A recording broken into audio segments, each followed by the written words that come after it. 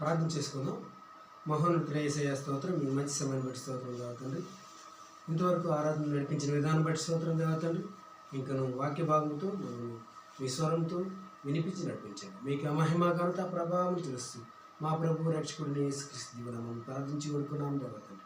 ఆమేన్. ఈరోజు వాక్య భాగంలో యెహెజ్కేలు గ్రంథము 37వ అధ్యాయము 1 నుంచి 14 చూసుకుందాం.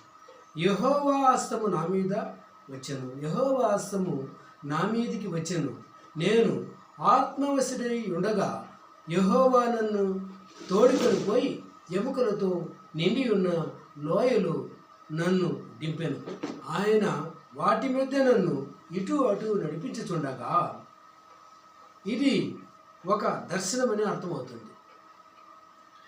దర్శనం అంటే తీసుకుపోయి అంటే ఎముకల లోయలో యెహెజ్కేలు ప్రవాసం ఉన్న చోటుకు వేరుగా ఉందని సూచిస్తూ ఉండొచ్చు. బహుశా ఇది లోని దేశాలన్నిటికీ ప్రతినిధిగా ఉండవచ్చు. ఎముకలు 11వ వచనంలో చూసినట్టు ఈ ఎముకలు దేనికి సూచనగా ఉన్నాయో చెప్తున్నది. ఈ అధ్యాయంలో ఇజ్రాయేలు జాతిని దాని దేశానికి తిరిగి రప్పించడము, దేవుని పరిపాలనలో దాని శాశ్వత దీవెనల గురించిన ప్రాముఖ్యమైన భవిష్యత్ వాక్కు అని మనము చెప్పవచ్చు. హల్లెలూయా.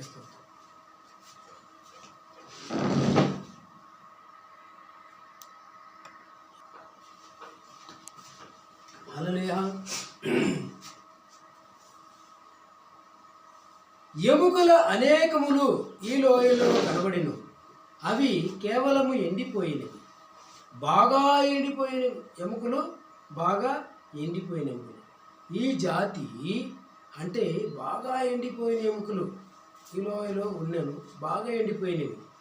ఆ జాతి దేశం బయట చాలా కాలం ఉండిపోయి, అంటే ఆ జాతి యూదా జాతి, ఇజ్రాయేలు దేశ ప్రజలు చాలా కాలం ఎక్కడ బయట ఉండిపోయి దిక్కులేని స్థితిలో బాగా ఎండిపోయి ఉందని ఇది సూచిస్తుంది. 3వ వచనం, ఆయన నరపుత్రుడా, ఎండిపోయిన ఎముకలు బ్రతుకుగలవా అని నన్ను అడుగగా, ప్రభువా యెహోవా, ఇది నీకే తెలియనని నేను అంటిని. మనం ఆలోచించే విధంగా దేవుడు ఆలోచించాడు. మనం ఆలోచించేందుకు మనము అర్థం చేసుకోలేము. మనం ఆలోచించే మనల్ని పురికొల్పాలని, ఆయన పనిలో పాల్గొనేందుకు మనల్ని సిద్ధపరచాలని దేవుడు కొన్నిసార్లు మనం జవాబు చెప్పలేని ప్రశ్నలు మనల్ని అడుగుతుంటాడు. ఎండిపోయిన ఎముకలు బోధించి ఎండిపోయిన ఎముకలకు బోధించి ప్రయోజనం ఏంటి? ఇక్కడ చూడండి, అందుకు ఆయన ప్రవచనమెత్తి, ఎండిపోయిన ఈ ఎముకలతో ఇట్లనము, ఎండిపోయిన ఎముకలారా, యెహోవా మాట ఆలకించుడి. అంటే ఎండిపోయిన ఎముకలకు చెప్పమంటున్నాడు.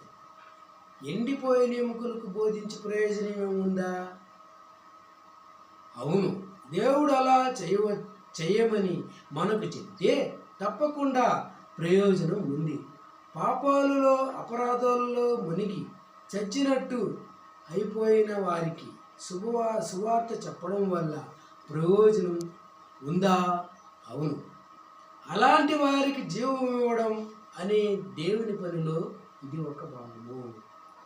5వ వచనం, ఈ ఎముకలకు ప్రభు అయిన యెహోవా సెలవిచ్చినదేమనగా, మీరు బ్రతుకున్నట్లు నేను మీలోనికి జీవాత్మను రప్పించుచున్నాను. ఎముకలన్నీ ఒకదానికొకటి వేరువేరుగా ఉన్నాయి. అంటే ఈ దర్శనం సూచిస్తున్న కాలంలో ఇజ్రాయేలు జాతిగా, రాజ్యంగా ఉండదన్నమాట.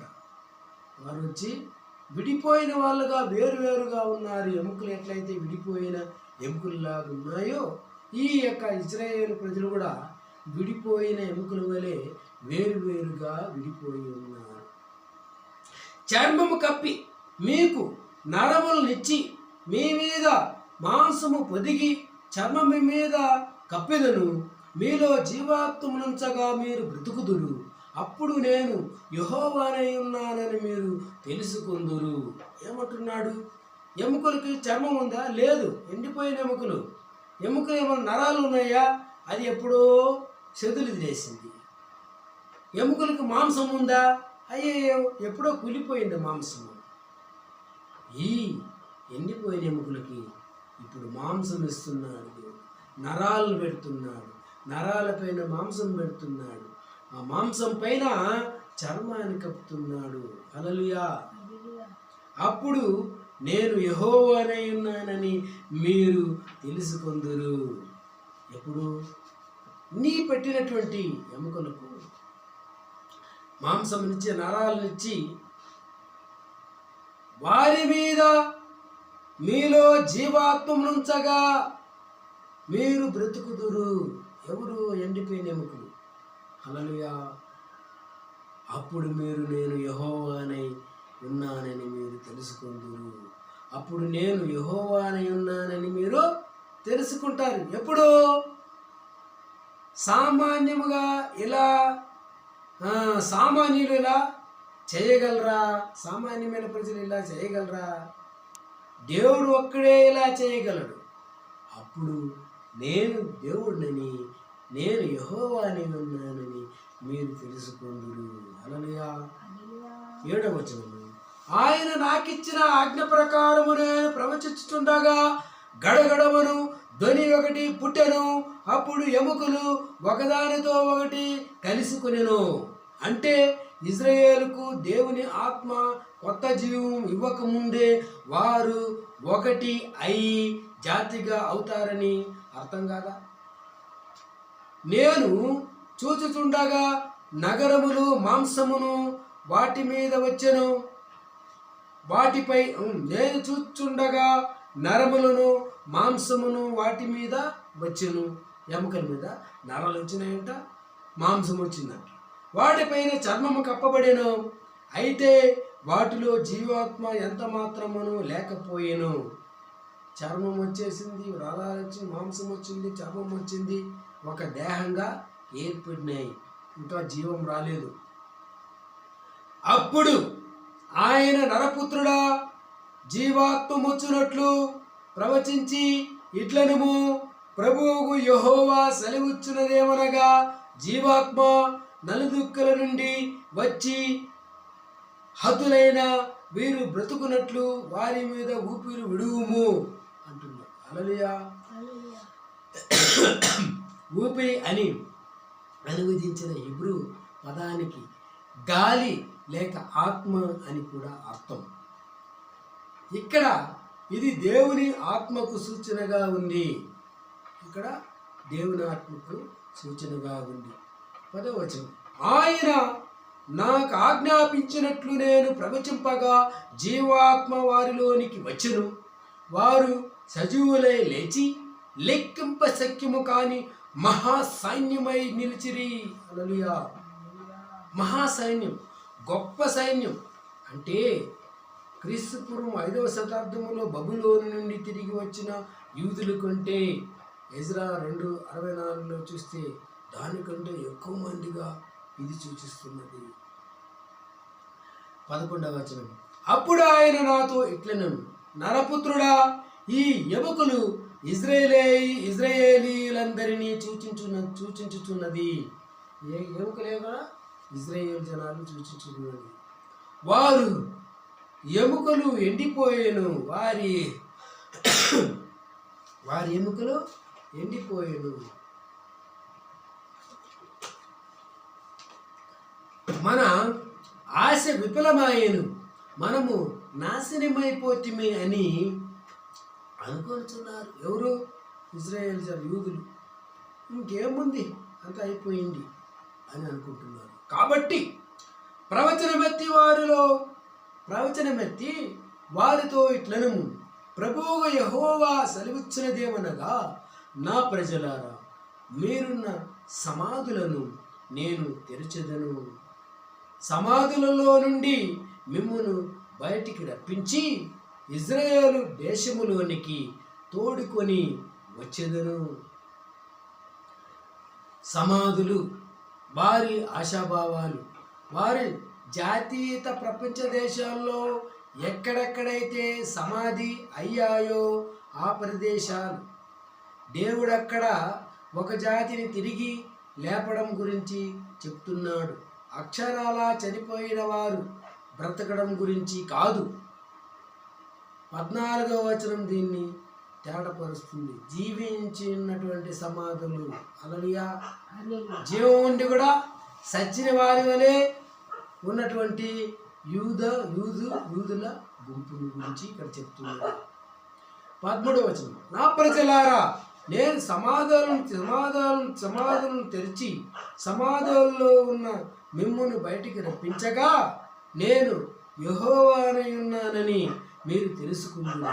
మీరు బ్రతుకున్నట్లు నా ఆత్మను మీలో ఉంచి మీ దేశములో మిమ్మను నివసింపజేసేదను.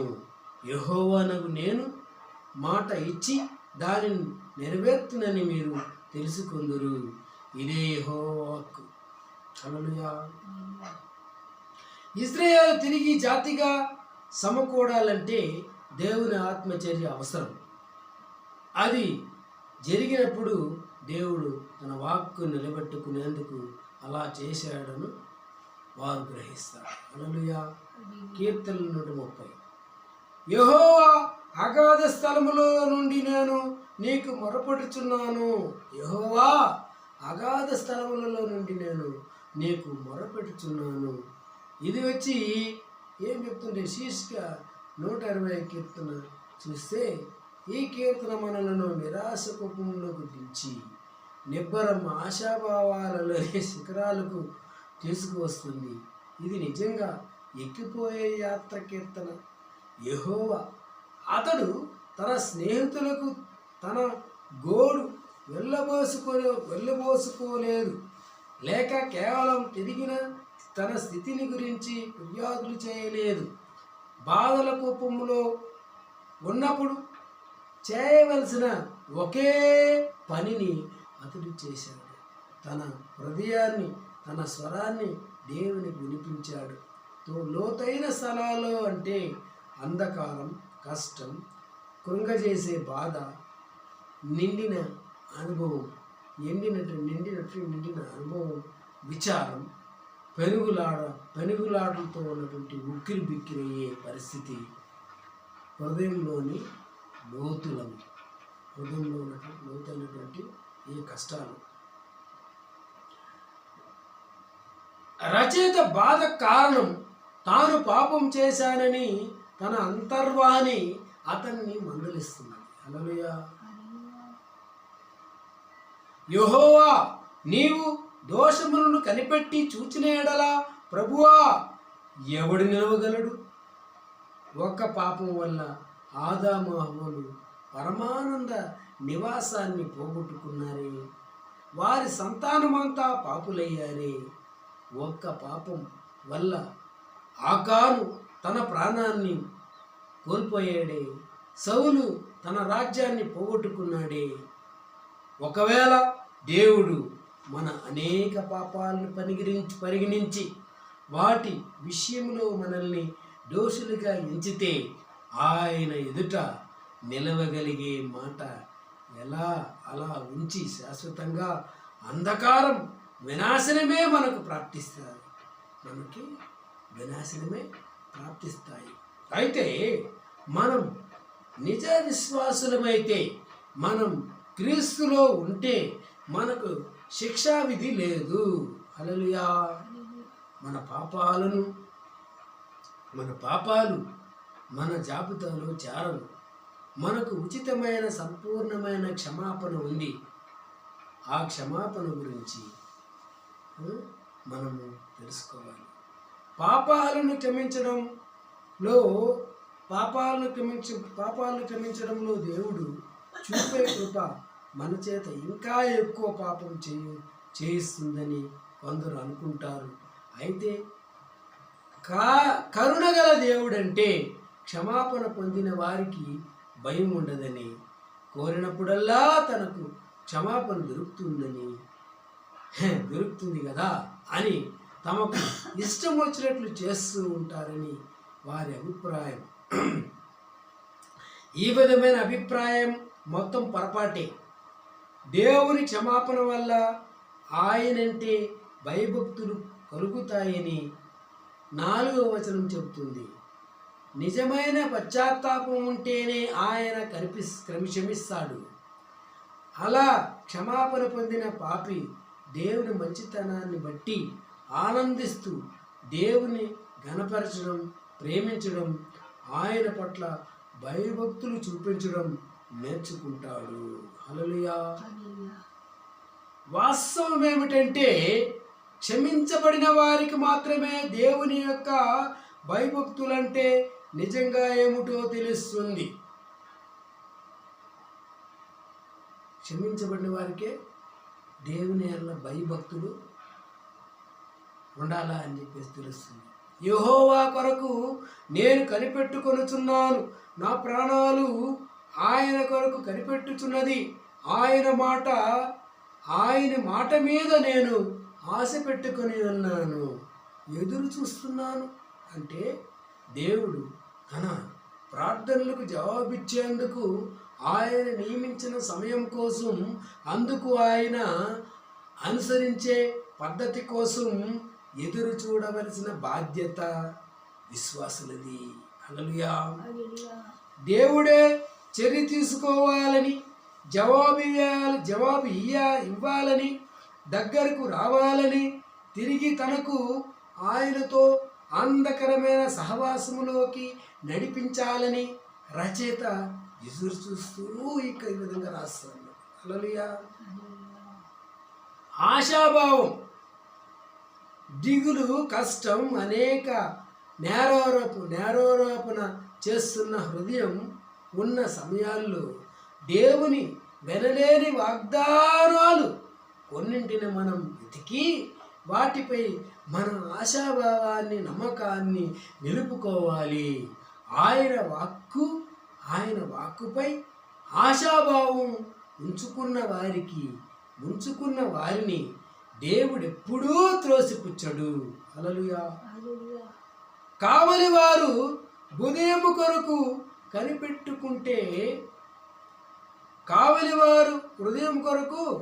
కనిపెట్టుట కంటే ఎక్కువగా ప్రాణము ప్రభువు కొరకు కనిపెట్టుచున్నది. ఎక్కువగా నా ప్రాణము ప్రభువు కొరకు కనిపెట్టుచున్నది. ఈ కావలి వారు ఉదయం కొరకు కనిపెట్టుట కంటే ఎక్కువగా నా ప్రాణము కనిపెట్టుచున్నది. హల్లెలూయా. ఒంటరితనం, ఆపదలు, వాటి వల్లే ఆకాశమున్న చీకటి రాత్రి గడిచిపోయి తెల్లవారాలని ఇంటికి వెళ్ళిపోయి విశ్రాంతి తీసుకొని నిద్ర సేదారా తీయాలని కావలివాడు ఎదురు చూస్తుంటాడు. అయితే అలాగే రచయిత తనను ఆవరించిన ఆత్మ సంబంధమైన అంధకారం నుండి బయటపడాలని ఎదురు చూస్తున్నాడు. 7వ వచనం, ఇశ్రాయేలు యెహోవా మీద ఆశ పెట్టుకొనుము, యెహోవా యొద్ద కృప దొరుకును, ఆయన యొద్ద సంపూర్ణ విమోచనం దొరుకును. లోతుల్లో నుంచి రచయిత మొరపెడుతున్నాడు. ఇప్పుడు ఆశాభావం నిశ్చేత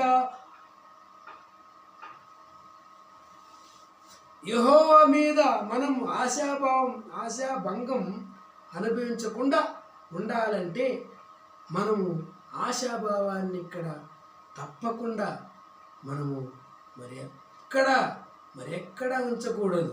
హల్లెలూయా. ఆశాభావం ఆయన పైన ఉంచాలి.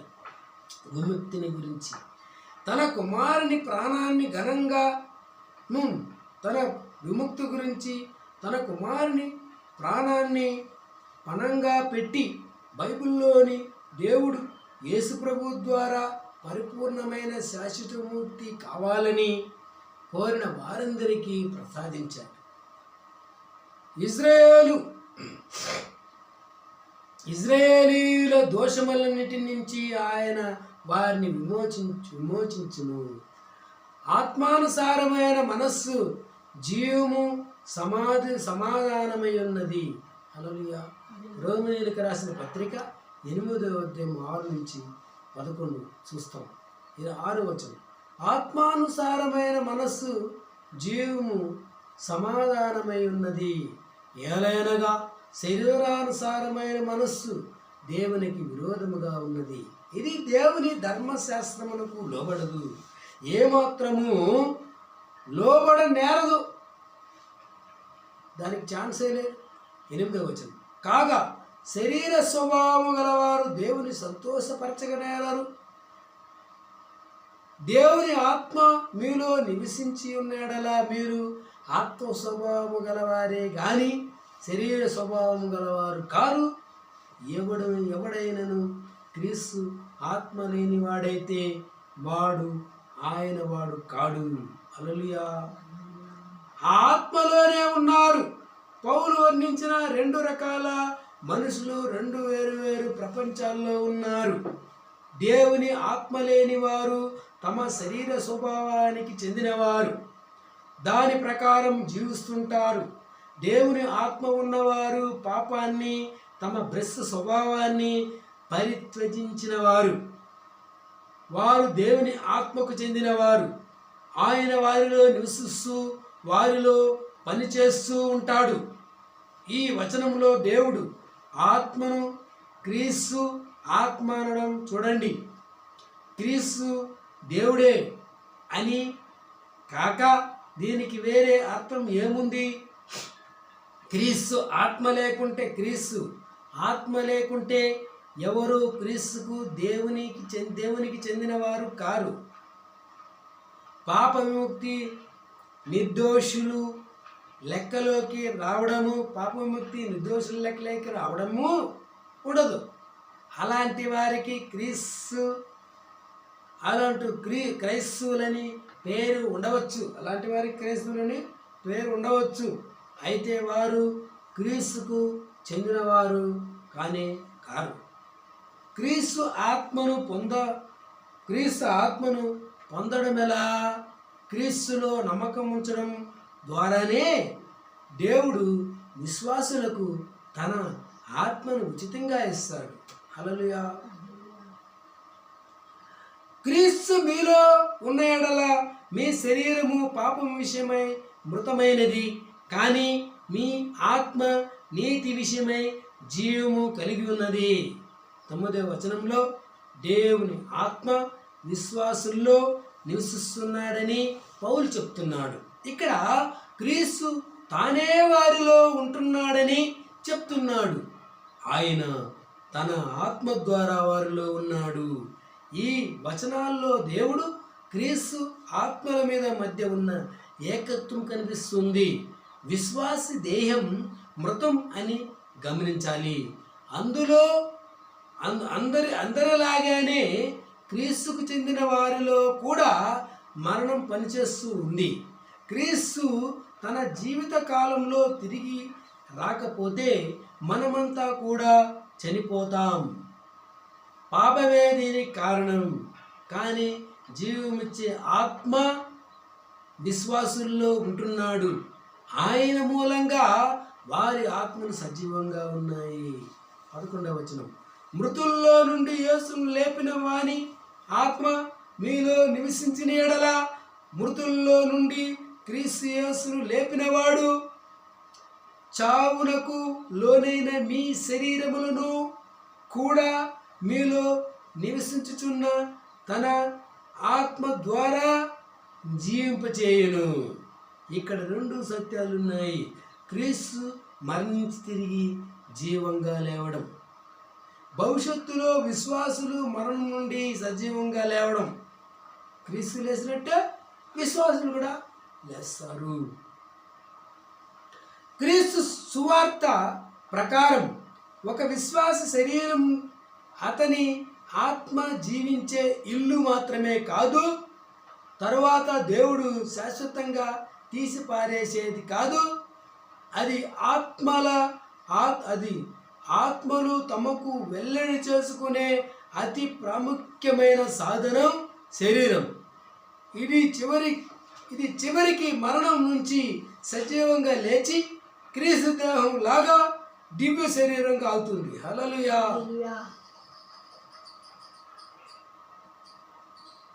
యోహాను సువార్త చివరిగా మనము యోహాను సువార్తలో 11వ అధ్యాయం 1-45 వరకు చూస్తాం. 1వ వచనం, మరియా ఆమె సహోదరుని మార్తా అను వారి గ్రామమైన బెతనీయులోనున్న లాజరు అను ఒకడు రోగి అయ్యను. ఏమైనాడు? లాజరు రోగి అయ్యను. ఈ లాజరు ప్రభువునకు అత్తరు పూసి తల వెంట్రుకలతో ఆయన పాదములను తుడిచిన మరియకు సహోదరుడు. సువార్తల్లో మరియ అనే పేరున్న స్త్రీలు కొందరు కనిపిస్తారు. వాళ్ళల్లో ఒక స్త్రీ ఈ మరియా. అతని అక్క చెల్లెండ్రు, ప్రభువా, ఇదిగో నీవు ప్రేమించువాడు రోగి అయి ఉన్నాడని ఆయన యొద్దకు వర్తమానమును పంపిరి. కష్టకాలంలో విశ్వాసులంతా చేయవలసిన పని ఇదే. ఏదంటే వాళ్ళు మార్తా మరియులు కబురు పంపినట్లు మనం కూడా కబురు ఎవరికి పంపాలా? క్రీస్తుకు పంపాలి. యేసుకు ఈ కుటుంబ సభ్యులంతా బాగా తెలుసు. వారి పట్ల ఆయన ఒక పరిచయం అవసరం లేదు, ప్రత్యేక వాత్సల్యం చూపించాడు యేసు. లాజరు అక్క చెల్లెళ్ళు, అతని పేరు కూడా యేసుకు బాగా తెలుసు అని మనం చూడవచ్చు. యేసు ఇది విని, ఈ వ్యాధి మరణము కొరకు వచ్చినది కాదు, కానీ దేవుని కుమారుడు దాని వలన మహిమపరచబడినట్లు దేవుని మహిమ కొరకు వచ్చినదు అనెను.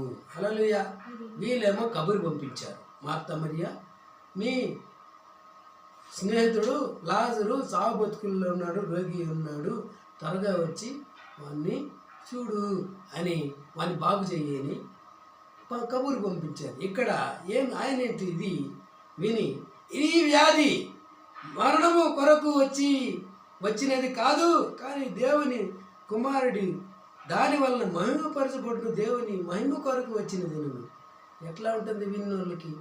ఇది వ్యాధి వచ్చి వాడు పడిసేస్తా ఉంటే దేవుని యొక్క కుమారుడికి మహిమ కలిగేదానికి వచ్చిందని ఏం చెప్తున్నాడు, ఏమి డబ్బం కొడుతున్నాడు అనుకుంటారు కదా. హల్లెలూయా. యేసు ప్రత్యేకంగా అభిమానించిన వ్యక్తికి కూడా జబ్బు చేసింది.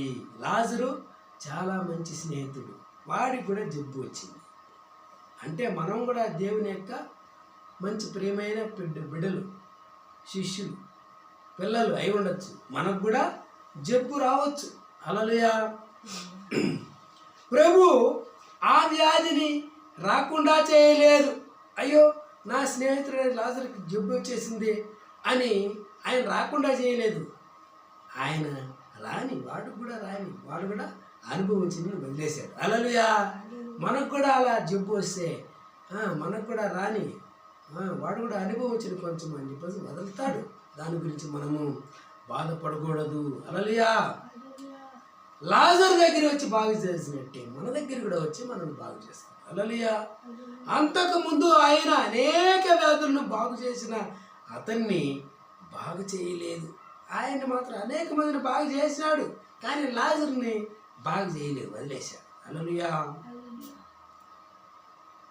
మహిమ కలిగేలా దేవుని కుమారునికి మహిమ కలిగితే దేవునికి మహిమ కలుగుతుందని మనం గమనించాలి. హల్లెలూయా. లాజరు మరణం యేసు ప్రభువు తన కృప ప్రభావాలను ప్రదర్శించేందుకు మరో అవకాశం, అతన్ని తిరిగి బ్రతికించడమనే మహా అద్భుతం. ఆయన దేవుని కుమారుడైన అభిషిక్తుడని మనకు ఒక సూచన, మరో సూచన. హల్లెలూయా. 5వ వచనం, యేసు మార్తను ఆమె సహోదరిని లాజరును ప్రేమించిను. హల్లెలూయా. మార్త మరియు అక్కడ ఉన్నటువంటి ఆమె సహోదరునటువంటి ఎవరు సహోదరి? ఎవరు మా సహోదరి? మార్తకు మరియా. మార్తా మరియాను లాజరును బాగా ప్రేమించాడు. అతడు రోగి అయి ఉన్నాడని యేసు విన్నప్పుడు తానున్న చోటనే ఇంకా 2 దినములు నిల్చెను. హల్లెలూయా. అయ్యో నా స్నేహితుడు చాబతుకులను పరిగెత్తుకొని పోలేదు, ఇంకా 2 రోజులు ఇక్కడ నెమ్మదిగా ఉన్నాడు. యేసు ప్రభు వారంటే ప్రేమ ఉన్నప్పటికీ వారికి సహాయం చేసేందుకు, ఓదార్పేందుకు పరిగెత్తుకుంటూ వాళ్ళ ఊరు వెళ్ళలేదు. అంతకన్నా శ్రేష్టమైన కార్యం ఒకటి దానికి అనువైన సమయంలో చేయాలని ఆయన మనస్సులో ఉంది. తమ సమస్యను ఆయన చేతుల్లో వదిలి ఆయన సమయం కోసం ఎదురు చూసే వాళ్లకు సరైన సమయంలో తమకు లభించగల అన్నీ మేలుల్లోకి గొప్ప మేలు ఆయన నుంచి లభిస్తుంది. హల్లెలూయా. ప్రభు ఆలస్యం చేస్తున్నాడంటే మనవి నిరాకరించాడని కాదు. ఆయన ఉద్దేశంలో అందుకు మంచి కారణాలు ఉంటాయి. కొన్నిసార్లు మనల్ని బాధలు పడనిస్తాడు. హల్లెలూయా. లాజరు విషయంలో ఆయన ఇలా జాగు చేయడం బహుశా అతని అక్కా చెల్లెళ్లకు, తన శిష్యులకు విశ్వాస పరీక్ష ఆయన ఉద్దేశించాడేమో. విశ్వాసాన్ని పరీక్షిస్తా ఉన్నాడేమో. అటు పిమ్మట ఆయన మనము యూదయకు తిరిగి వెళ్ళుదామని తన శిష్యులతో చెప్పగా, యెరూషలేం ముఖ్య పట్టణంగా ఉన్న ప్రాంతం యూదయ. అక్కడి నుండి ఆయన శిష్యులు, బోధకుడా, ఇప్పుడే యూదులు నిన్ను రాళ్లతో కొట్ట చూచుచుండిరి. అయ్యా, ఇప్పుడే యూదులు రాళ్లతో ఎప్పుడు కొడదామని కోసం ఎదురు చూస్తున్నారు. అక్కడికి తిరిగి వెళుదుమా? తర్వాత అక్కడ వాళ్ళ దగ్గర రాళ్ళ దెబ్బలు తిందుమా అని ఆయన్ని అడిగింది. అందుకు యేసు, పగలు 12 గంటలు ఉన్నవి కదా, ఒకడు పగటి వేళ నడిచిన ఎడల ఈ లోకపు వెలుగును చూచును, కనుక తొట్టిల్లడు. అంటే ఒక పనిని పూర్తి చేయడానికి దేవుడు ఒక సమయాన్ని నియమిస్తాడు. దేవుడిచ్చిన వెలుగులో నడుచుకునేవారు దేనికి భయపడిన అవసరం లేదు. తాను చేస్తున్నదేమిటో తనకు బాగా తెలుసు. వెలుగులో ఆయనతో పాటు వారు సాగిపోవాలని ఆయన వాళ్ళకి చెప్తున్నాడు. హల్లెలూయా. 10వ వచనం. అయితే రాత్రి వేళ ఒకడు నడిచిన ఎడల వాని యందు వెలుగు లేదు కనుక వాడు త్రొట్టిల్లపడును అని చెప్తుంది. ఆయన ఈ మాట చెప్పిన తర్వాత తన స్నేహితుడైన లాజరు నిద్రించుచున్నాడు, అతని మేలుకొలుప వెళుచున్నానని వారితో చెప్పగా. ఇప్పుడు చూడండి, ఈ మార్తా మరియులు లాజరు జబ్బు చేసి ఉన్నాడు మాత్రమే కబురు పంపించారు, కానీ చనిపోయాడని వాళ్ళు కబురు పంపలేదు. కానీ లాజరు చనిపోయింది కూడా ఇక్కడ ముందుగానే తెలుసుకొని చెప్తున్నాడు. ఏం చూడలేదు, వాళ్ళు పంపలేదు కబురు. ఏం చెప్తున్నాడు? లాజరు చనిపోయాడు, ఆయనను లేపుదాము రండి అని చెప్తున్నాడు. హల్లెలూయా. స్నేహితుడు ఇక్కడ నిద్రపోయాడు అంటే అర్థం చనిపోయాడు అని అర్థం. శరీరం మరణించడానికి పాత కొత్త ఒడంబడిక గ్రంథంలో 2 పుస్తకాల్లోనూ ఈ విధంగా వర్ణించడం జరిగింది.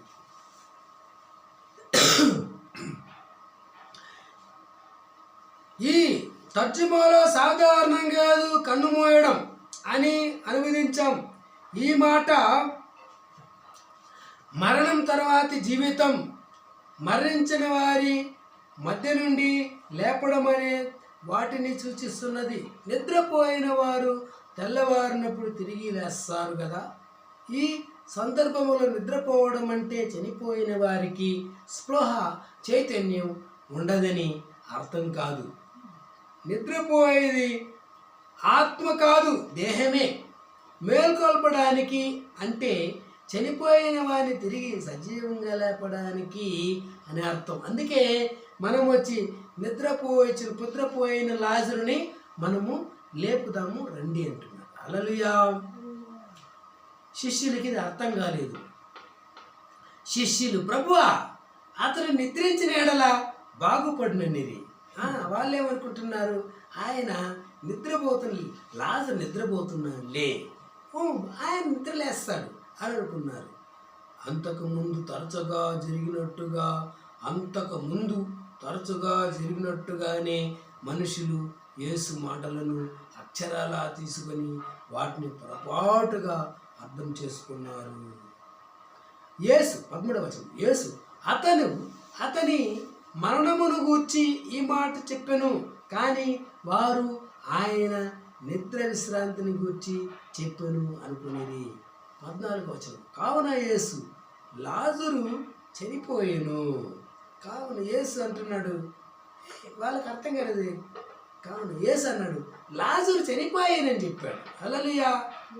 అయ్యో, క్రీస్తుకున్న మానవాతీతమైన జ్ఞానానికి ఇది ఒక ఉదాహరణ.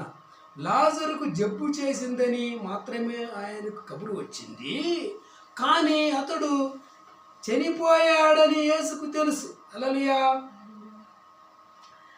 మీరు నమ్మునట్లు నేనెక్కడ ఉండలేదని మీ నిమిత్తము సంతోషించుచున్నాను. ఆయనను అతని యొద్దకు మనము వెళ్ళుదుము రండని స్పష్టముగా వారితో చెప్పారు. యేసు ప్రభు ఒక మహా అద్భుతాన్ని చేయబోతున్నాడు. దాని ఫలితంగా ఆయన శిష్యుల నమ్మకం అభివృద్ధి పొందుతుంది. సంతోషించడానికి కారణం ఇదే, కానీ లాజరు చనిపోవడం కాదు. సంతోషించిన అవసరం లేదు. ఈ అపనమ్మకంలో ఉన్న వాళ్ళంతా నమ్మకంలోకి వస్తారు, మరి వచ్చి నమ్మని వాళ్ళంతా విశ్వాసంలోకి వస్తారు. అదే సంతోషం. ఈ వచ్చి లాజరు చనిపోయాడని ఒక బాధ లేదు. హల్లెలూయా. వాడు సాగుని వాడి వలన ఇంతమంది నమ్ముతారు, నేను లేపుతానని చెప్పి సంతోషంగా ఉన్నాడు. హల్లెలూయా. ఏం యేసు 16వ వచనం, అందుకు దిదుమ అనబడిన తోమ ఆయనతో కూడా ఉండి చనిపోవుటకు మనమును వెలుదుమని తన తోడి శిష్యులతో చెప్పాను. హల్లెలూయా. ఈ తోమ ఇప్పుడు కూడా వీనికి డౌట్ పోలేదు. వాడేమో చచ్చినాడంట, మనము కూడా వాంతే కూడా చస్తాం రండి అని చెప్తున్నాడు. వీడు ఒక పానకంలో పుడకలాగా ఇక్కడ మనం కూడా చద్దాం. వాడే పట్ల చచ్చినాడు, గొంతులో పూడ్చి మనం కూడా పడి మనంలో కూడా గొంతులో పూడ్చగా అన్నట్టుంది ఇది మాట. హల్లెలూయా. వీడు తోమ. 17వ వచనం, యేసు వచ్చి ఇదివరకే అతడు 4 దినములు సమాధిలో ఉండేనని తెలుసుకునేను. హల్లెలూయా. ఆ 4 దినాలు అయిపోయింది, వాడు 4 రోజులకు ముందే తెచ్చాడని చెప్పేసి యేసుకు తెలుసు. లాజరు అక్క చెల్లెళ్ళు యేసుకు వార్త పంపిన కొద్ది సమయానికే వాడు చనిపోయాడు. ఎప్పుడైతే వీడు జబ్బులో ఉన్నాడు పంపారో అప్పుడే చనిపోయినాడు. హల్లెలూయా. యేసుకు చేరడానికి 1 రోజు బట్టి ఉండొచ్చు. 1 రోజు అయిపోయిందా, వార్త వచ్చింది. ఆ పాటికే యేసుకు ఆ యొక్క లెటర్ వచ్చే కొద్దికే 1 రోజు అయిపోయింది. మళ్ళా 2 రోజులు ఆగినాడు ఈయన, 3 రోజులు. మళ్ళా ఇంకొక రోజు ప్రయాణం, 4 రోజులు అయింది. ఆహా, ఎంత మంచి బోధ, ఎంత మంచి ఓపిక యేసు కదా. హల్లెలూయా. 18, బెతనియా యెరూషలేమునకు సమీపమై ఉండెను, దానికి ఇంచుమించు కోసెడు దూరము. కనుక యూదులలో అనేకులు వారి సహోదరుని గూర్చి మార్తను మరియను ఓదార్చుటకై వారి యొద్దకు వచ్చి ఉండ్రి. చనిపోయిన ఇంటికి అనేక మంది వస్తారు కదా, చూసేదానికి వస్తారు, తర్వాత ఓదార్చేదానికి వస్తారు. ఈ కుటుంబంలో ఊళ్ళో నుంచి పరువు మర్యాదలు గల కుటుంబము ఈ కుటుంబం అయి ఉండొచ్చు. మంచి మర్యాద కలిగిన కుటుంబం, మంచి విలువైన కుటుంబం కాబట్టి ఈ కుటుంబం దగ్గరికి అనేక మంది కూడా చూసేదానికి వచ్చినారు, ఓదార్చడానికి కూడా వచ్చారు. 20వ వచనం, మార్త యేసు వచ్చుచున్నాడని విని ఆయనను ఎదుర్కొన వెళ్ళెను, కానీ మరియా ఇంటిలోనే కూర్చుండి ఉండెను. ఇద్దరిలోనూ మార్త చురుకైనది, మరియా కొంచెం నెమ్మదిగా ఉండేది. మార్త యేసుతో, ప్రభువా నీవెక్కడ ఉండిని ఎడల నా సహోదరుడు చావకుండును అని చెప్పింది. యేసు కనుక అక్కడ ఉన్నట్టయితే లాజరును బాగు చేసి ఉండేవాడే అని ఆమె యొక్క ఉద్దేశం. లాజరు విషయంలో ఇది నిజమో కాదో చెప్పలేము, అందరి విషయంలోనూ ఇది నిజం కాదని మనకు తెలుసు. ప్రభువు ఎప్పుడూ తన విశ్వాసులతో ఉండేవాడు, నిజంగానే వారిలో ఉండేవాడు, వారిని బాగు చేస్తూ కూడా వచ్చాడు. అయినప్పటికీ ఇన్ని శతాబ్దాలుగా వారంతా చనిపోతూనే ఉన్నారు. వారిలో అనేకులు చాలా నొప్పులతో చనిపోయారు, ఆయా వ్యాధులతో బాధపడుతూ చనిపోయారు. ఎవరిని కూడా చావు నుండి ఎవరు కూడా తప్పుకోలేదు, చనిపోతూ వచ్చినారు. వీడు కూడా చనిపోయాడు. హల్లెలూయా. అయితే వాళ్ళు లేవలేదు, కానీ ఇప్పుడు లాజరును లేపడానికి వచ్చిన యేసు అక్కడ ఆయన లేపుతున్నాడు. హల్లెలూయా. ఇప్పుడైనను నీవు దేవుని ఎడమ ఇప్పుడైనను నీవు దేవుని ఏమడిగినను దేవుడు నీకు అనుగ్రహించనని నేను ఎరుగుదును అని ఇంకా విశ్వాసంతో మాట్లాడుతాను. హల్లెలూయా. మార్త విశ్వాసం కూడా గొప్పది. హల్లెలూయా. సందేహం లేదు, చనిపోయిన వారందరూ తిరిగి లేచే రోజున లాజరు లేస్తాడని ఆమె నమ్మింది. అయితే ఇది వేరే విషయం. యేసు ఒకవేళ లాజరును బ్రతికిస్తాడోమనన్న ఆలోచన ఆమెలో మొలకెత్తడానికి ప్రయత్నిస్తూ ఉండగా దాన్ని నమ్మడానికి ఆమె కొట్టుముట్టాడుతుంది. ఒక నమ్మకం ఒక పక్క, అనుమానం రెండు కొట్టుమిట్టాలి. నమ్మకం అనుమానం రెండు కొట్టుమిట్టాడుతాం. హల్లెలూయా. ఆమెను ప్రోత్సహించడం కోసమేమో. హల్లెలూయా. యేసు నీ సహోదరుడు మరలా లేచునని ఆమెతో చెప్పగా మార్త ఆయనతో అత్యంత ఆనందముతో మార్త ఆయనతో అంత్యదినమున పునరుజ్జీవముతో పునరుత్థానమందు లేచునని నేను ఎరుగుదునని చెప్పి. హల్లెలూయా. అందుకు యేసు పునరుత్థానమును జీవమును నేనే. హల్లెలూయా. ఎప్పుడో లేస్తానని చెప్పొద్దు, నీతోనే ఉన్నాను. పునరుత్థానము జీవమును నేనే, నా యందు విశ్వాసముంచువాడు చనిపోయినను బ్రతుకును. హల్లెలూయా అని చెప్పే కొద్దికి హల్లెలూయా. యేసు ప్రభుతో సాక్షాత్తుగా దేవుని జీవం ఉంది. విశ్వాసుల జీవం ఆయనే, విశ్వాసుల యొక్క జీవము ఆయనే. ఆయనలో మాత్రమే మనుషులు శాశ్వత జీవాన్ని పొందగలరు.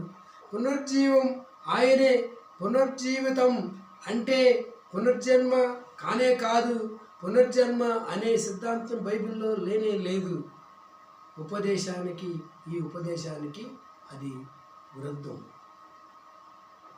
తనకు ఇష్టమైనప్పుడు ఎవరినైనా తనను సహా జీవంగా లేపే అధికారం, శక్తి తనకున్నదని ఆయన చెప్తున్నాడు. హల్లెలూయా. క్రీస్తుల విశ్వాసులు దేవుని సన్నిధిలో అనంతకాలం జీవిస్తారు. మరణం జీవితానికి అంతం కాదు, మరింత శ్రేష్టమైన జీవితానికి అది ఆరంభం మాత్రమే. 26వ వచనం, బ్రతికి నాయందు విశ్వాసముంచు ప్రతివాడును ఎన్నటికి చనిపోడు. ఈ మాట నమ్ముచున్నావా అని ఆమెను అడుగును. విశ్వాసులు శరీర సంబంధంగా మరణిస్తారు కానీ శాశ్వతంగా జీవిస్తారు. ఆత్మ సంబంధమైన మరణం వారిని ఎన్నడూ తాకదు. తన మీద నమ్మకం ఉంచడం ఎంత ప్రాముఖ్యమో యేసు నొక్కి చెప్తున్న సంగతి మళ్ళీ గమనించండి. 27వ వచనం, ఆమె అవును ప్రభువా, నీవు లోకమునకు రావలసిన దేవుని కుమారుడవని, క్రీస్తువని నమ్ముచున్నాను అని ఆయనతో చెప్పాను. దేవుని కుమారుడు. మార్తకున్న నమ్మకం నిజమైనది, స్థిరమైనది, అభిషిక్తుడు అంతా నమ్మింది. 28వ వచనం, ఆమె ఈ మాట చెప్పి మళ్ళీ వెళ్ళి బోధకుడు వచ్చి నిన్ను పిలుచుచున్నాడని తన సహోదరి అయిన మరియను రహస్యంగా పిలిచెను. ఆమె విని త్వరగా లేచి ఆయన ఎద్దుకు వచ్చెను. యేసు ఇంకనూ ఆ గ్రామంలోనికి రాక మునిపే మార్త ఆయన్ను కలుసుకుని చోటనే ఉండెను. మరియను ఒంటరిగా కలుసుకుని ఓదార్చి ఆమె నమ్మకాన్ని ప్రోత్సహించడానికి ప్రభువు అక్కడ ఉండిపోయినట్టుంది. కానీ యూదులు ఆమె వెంట రావడంతో అందుకు ఎక్కువ సమయం దొరకలేదు, ఓదార్చలేకపోయాడు. ఎందుకంటే వీళ్ళందరూ వచ్చి గుంపు వచ్చేసింది కనుక ఇంటిలో మరియతో కూడా నుండి ఆమెని ఓదార్చుచుండిన యూదులు మరియు మరియా త్వరలో లేచి వెళ్ళుట చూచి ఆమె సమాధి యొద్దకు ఏడ్చుటకు వెళుచున్నదని అనుకొని ఆమె వెంట వెళ్ళిరి. అంతటా మరియా యేసు ఉన్న చోటికి వచ్చి ఆయనను చూచి ఆయన పాదముల మీద పడి, ప్రభువా, నీవిక్కడ ఉండినేడన నా సహోదరుడు చావకుండినెను. 21వ వచనంలో వ్యాధి నయం కావాలంటే యేసు శారీరకంగా ఆ ప్రదేశంలో ఉండాలన్నట్టు మార్త మరియా ఇద్దరు మాట్లాడారు. 33వ వచనంలో ఆమె ఏడ్చుటియు ఆమెతో కూడా వచ్చిన యూదులు ఏడ్చుటియు యేసు చూసి కలవరపడి ఆత్మలో మూలుగుచు అతని ఎక్కడ ఉంచితిరి అని అడుగుగా, ఆయన ఆత్మతో మూలుగుతున్నాడు. అతన్ని ఎక్కడ ఉంచిరి అని అడుగగా ఆయన అంత పరిమితం ఆయన అంత పరితపించడం, అంత ఆందోళన చెందడం ఎందుకు? బహుశా బాధపడుతున్న తన స్నేహితుల దుఃఖాన్ని సంపూర్ణంగా ఆయన పంచుకున్నాడేమో. బహుశా లాజరు భవిష్యత్తులో మరోసారి చనిపోయేలా అతడు ఉన్న ప్రశాంత స్థితి నుండి వెనక్కి తీసుకురావాలని అతడి గురించి దుఃఖపడ్డాడేమో. లేక ఒకవేళ యేసు మరణం గురించి, అది పాపం మూలంగా లోకంలో ఎంత ప్రవేశించింది, శత్రువు మానవుల గురించి అది పాపం మూలంగా లోకంలో ఎలా ప్రవేశించింది, శత్రువు మానవ జాతిని అంతటిని ఎలా అనగొరుకుతున్నాడో, బానిసలుగా ఎలా చేస్తున్నాడో అని బాధపడుతున్నది. ఆలోచిస్తున్నాడేమో. లేక మరణమనే ఈ శత్రువును ఓడించేందుకు త్వరలో తాను చెల్లించబోయే వెలను, అంటే లోక పాపాల కోసం సులువుపై ఘోర యాతనతో తాను మరణించవలసిన సంగతి గుర్తు చేసుకుంటున్నాడేమో. లేక తన బలి అర్పణ వల్ల ఎలాంటి లాభము పొందకుండా పాపంలోనే చనిపోయి శాశ్వతంగా అర్పణ వల్ల అలాంటి లాభము పొందకుండా పాపంలోనే చనిపోయి శాశ్వతంగా నశించిపోయే అనేక మంది గురించి తలపోస్తున్నాడేమో. ఒకవేళ ఈ సమయంలో లాజరు సజీవంగా లేవాలని హృదయపూర్వకంగా ఎంత ప్రార్థిస్తున్నాడో ఏమో. ఆయన ప్రార్థనలు చల్లగా నిర్లప్తంగా మూలుగుతూ ప్రార్థిస్తున్నాడు. హల్లెలూయా. విశ్వాసుల కోసం క్రీస్తు ఆత్మ చేస్తున్న ప్రార్థనలు కూడా పోల్చి చూడండి. ఆత్మ కూడా ప్రార్థన చేస్తాయి. క్రీస్తు యొక్క ఆత్మ. వారు ప్రభువా వచ్చి చూడమని ఆయనతో చెప్పిరి. ఇలా అడగడంలో యేసుకు తెలియదని కాదు, ఆయనకున్న మానవాతీతమైన జ్ఞానాన్ని ఉదాహరణ 14వ వచనంలో మనం చూసింది. దేవుడు ఆదామును అడిగిన ప్రశ్న మనం గమనించాలి. ఆదామును ప్రశ్న అడిగినాడు, యేసు కన్నీళ్లు విడిచెను. హల్లెలూయా.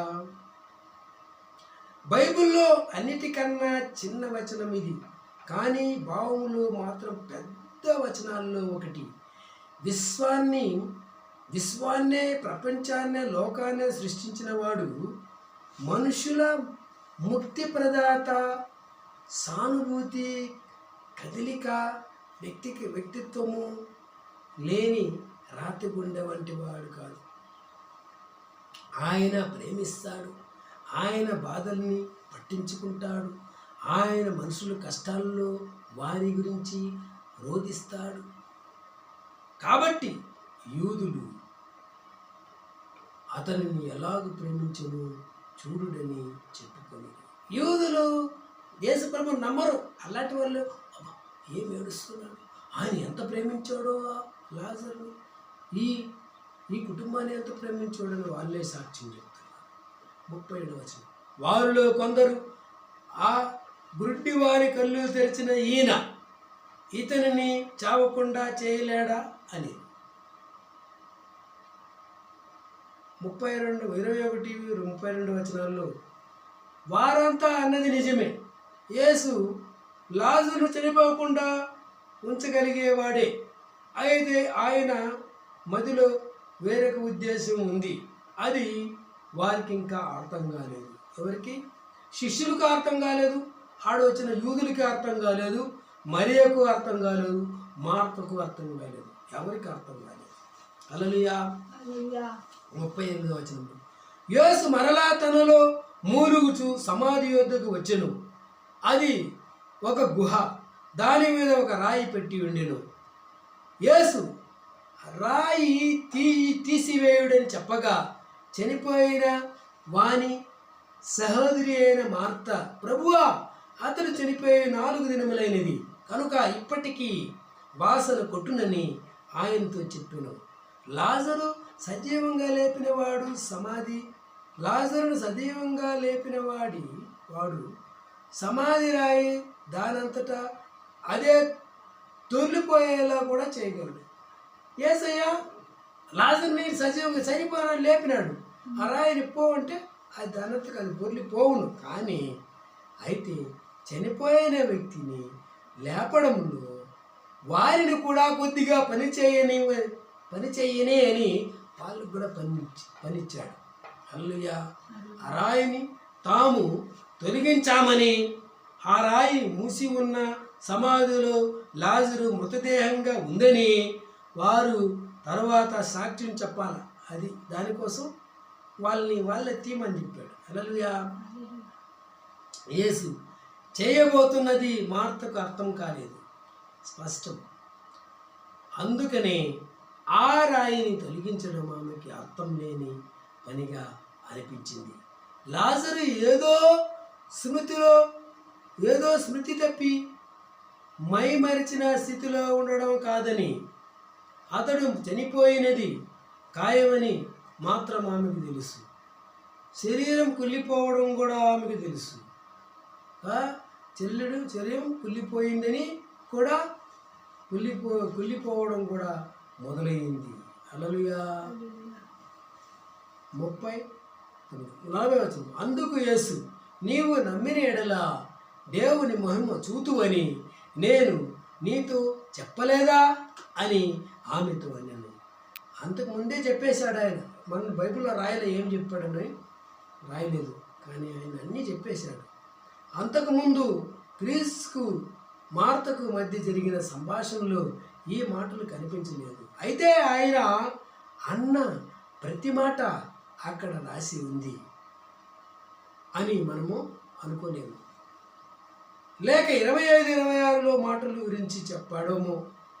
ఈ వచనంలో నమ్మకం, ముందు చూడడం, తర్వాత రాయడం, తర్వాత ముందు నమ్మకం అంటే ముందు చూడడం, తర్వాత రావడం, అదే నమ్మకం. చూస్తేనే అది ముందే నమ్ముతారు.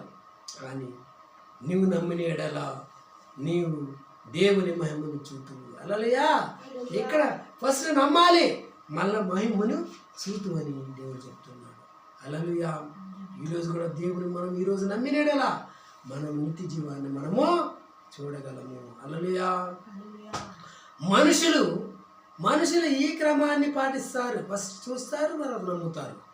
కానీ దేవుడు దానికి వ్యతిరేకంగా ఫస్ట్ నమ్మాలి, తర్వాత చూడాలి. హల్లెలూయా. అంతటా వారు ఈ రాయి తీసివేసి యేసు కన్నులు పైకెత్తి, తండ్రి, నీవు నా మనవి వినినందున నీకు కృతజ్ఞతాస్తులు చెల్లించుచున్నాను. హల్లెలూయా. ఇంకా చూస్తూనే ఉన్నారు. దేవుడికి తెలుసు అక్కడ లేచేసాడని. అలా కృతజ్ఞత ముందే చెప్పు, పైకి చూస్తూ అంటున్నాడు. ప్రార్థనలు మనం ఏ భంగిములో ఉన్నాము అన్నది కాదు, కానీ హృదయ స్థితి ప్రాముఖ్యం, ఎలా ఉంది అనేది ముఖ్యం. విన్నందుచేత లాజరు సజీవంగా లేవాలని ఆయన ప్రత్యేకించి ప్రార్థించాడన్నమాట. హల్లెలూయా. కృతజ్ఞత. 42వ వచనం, నీవు ఎల్లప్పుడూ నా మనవి వినుచున్నావని నేను ఎరుగుదును, కానీ నీవు నన్ను పంపితివని చుట్టూ నిలిచిన ఈ జనసమూహము నమ్మునట్లు వారి నిమిత్తమై ఈ మాట చెప్పి తిని అనెను. హల్లెలూయా. యేసు తండ్రి అయిన దేవుని సంకల్పం ప్రకారమే ఎప్పుడు ప్రార్థించాడు. కాబట్టి దేవుడు తన ప్రార్థనలకు ఎప్పుడు జవాబుచ్చాడని ఆయనకి తెలుసు. కానీ ఇక్కడ ఉన్నారు కదా, వాళ్ళు నమ్మాలి కదా. తన ప్రార్థన విన్నందుకు బహిరంగంగా ఆయన తన తండ్రికి కృతజ్ఞతలు ఎందుకు చెప్పాడంటే, అక్కడ నిలిచి ఉన్న యూదులు ఒక ముఖ్యమైన సత్యాన్ని నేర్చుకోవాలి. తాను లాజరును తన స్వయశక్తి చేత బ్రతికించడం లేదు, లేక తనకు తానే కోరి అలా చేయడం లేదు. దేవుడు ఆయన్ను పంపించడానికి ఈ అద్భుతము, ఈ సూచన. హల్లెలూయా. దేవుడు ఆయన్ని పంపాడు అనడానికి అద్భుతంగా ఈ సూచన వాళ్ళకి తెలియాలని అలా మాట్లాడాడు. 43వ వచనం, ఆయన ఎలాగ చెప్పి లాజరు బయటికి రమ్మని బిగ్గరగా చెప్పగా ఆయన బిగ్గరగా పిలిచినది లాజరు వినాలని కాదు, చుట్టూ ఉన్నవారు వినాలని. హల్లెలూయా. లాజరుకు లేచినోడు బయటికి రావాలని తెలుసు. వాడు గుంతలోనే ఉంటాడా? లేచినోడు బయటికి రానే వస్తాడు. కానీ ఇక్కడ ఆల్రెడీ గుంతలో ఉన్నవారు నమ్మాలా. జీవించే వీళ్ళు గుంతలో సమాధులుగా పాతి పెట్టబడినవాడు యూదులు మరి పరిసయ్యులు నమ్మాలా. అందుకు వాళ్ళు గుంతలో నుంచి లేయాలని చెప్పేసి దేవుడు మాట. ఎంత బాగుంది కదమ్మా. హల్లెలూయా. వాళ్ళు లేచినోడు బయట రాకుండా అక్కడే ఉంటాడా? గుంతలోనే ఉంటాడా? ప్రాణం వచ్చినోడు బయటికి రానే వస్తాడు. లాజరు బయటికి రా అని పిలిచాడు. లాజరు బయటికి రా అని కాదు, గుంతల్లో ఉన్నడా యూదులారా బయటికి రండి, గుంతలో ఉన్నటువంటి పరిసయ్యులారా బయటకు రండి, గుంతలో ఉన్నటువంటి పాపములో మునిగి ఉన్నటువంటి సమస్త జనులారా బయటికి రండి. హల్లెలూయా. ఎంత బాగుంది కదా.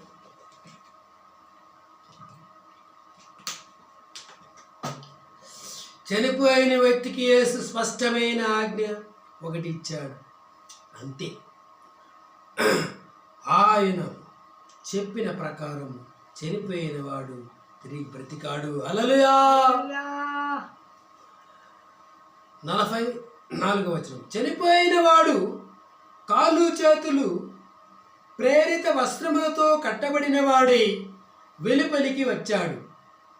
అతని ముఖమునకు రుమాలు కట్టి ఉండెను. అంతటా యేసు, మీరు అతన్ని కట్లు విప్పి